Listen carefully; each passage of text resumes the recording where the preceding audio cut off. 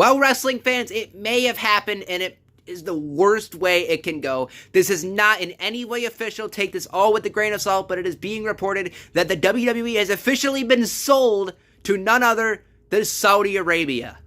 Wow. And that's not an exciting wow, a can't wait for the future wow. That is a what just happened. This is going to go downhill very fast. Wow. You could even say ever since Vince McMahon came back to the board a few days ago, everything's been going downhill. Ever since Vince McMahon was officially reinstated to the board a little under a week ago, Stephanie McMahon just resigned as CEO earlier on today. Nick Khan's the full-time CEO.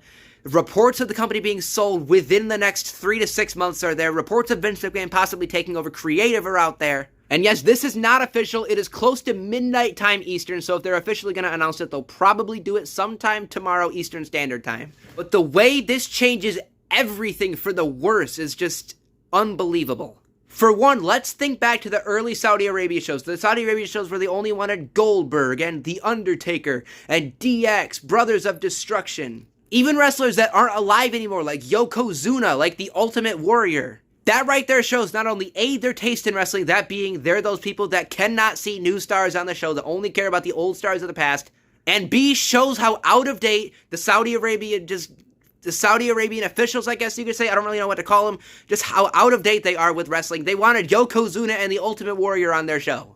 Now just look at the fact that Triple H has completely turned the company around when it comes to rehiring released wrestlers, just making the show better, basically giving us wrestling fans what we want to see.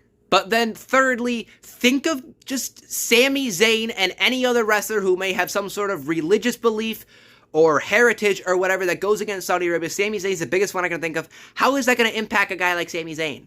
If, say, tomorrow, Wednesday morning, WWE officially announces they've sold to Saudi Arabia, are we done with Sami Zayn? This Friday, we're supposed to get Sami Zayn and Kevin Owens on SmackDown, where we're likely going to see the bloodline turn on Sami Zayn. Is all that just in the garbage of is Sami Zayn, like, gone from the company? But then another thing, think of the women's division. We all know how Saudi Arabia feels about women's wrestling. It was rumored that WWE was going to be sold. The two most likely outcomes would have been NBC, which makes sense because of Peacock, or Disney, which makes sense because of Disney, I guess.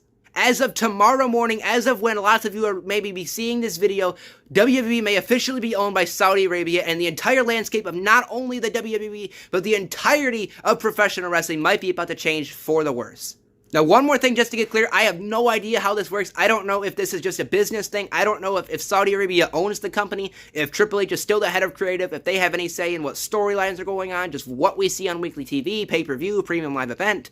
But all I know is this is absolutely a negative thing, and things are about to get a whole lot more interesting.